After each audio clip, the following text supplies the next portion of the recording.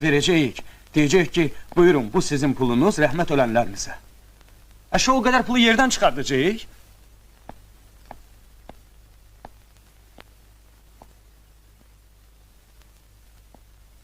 Ürəyini sıxma oğul. Ağacım əlimdən düşmür. Qaydaram əvvəlki işimə. Yenə xəstəxanadan qanlı mələfə gətirəcəksən? Hə, nə olar ki? İş işdir, pulu da yaxşıdır. Yox, xana. Belə olmaz. Qoymaram. Axı əhd eləmişim. Bu rüsvaçılıqdan ölüm yaxşıdır. Sakit ol ana. Oğlun ölməyib. Məzuniyyətə çıxaram.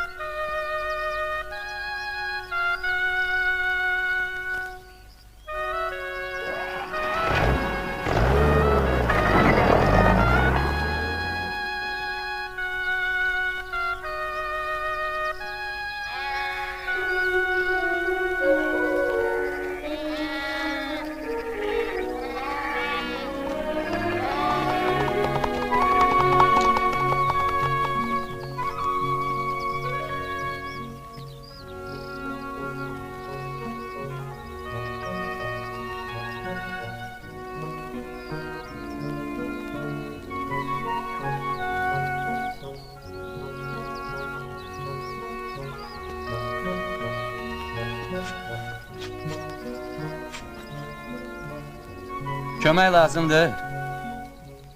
Çox sağ ol. Bir elə işimiz yox. Buyurun qonağım olun. Yorulmayasınız. Sağ olun.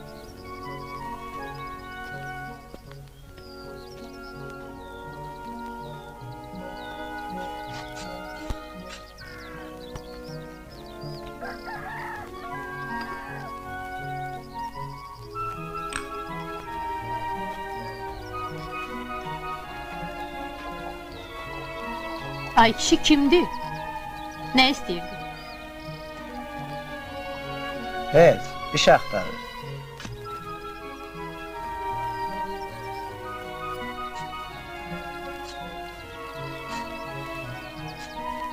Ay oğlan! İşləmək istəyirsən? İstəyirəm. Bəs lapatkan hanı? Deməli peşəkar deyilsin. Gedin peşəkar axtarın. Yalvarmıram ki. Ana, damda lapatkemiz var ama biraz köhnədir. Yaxşı.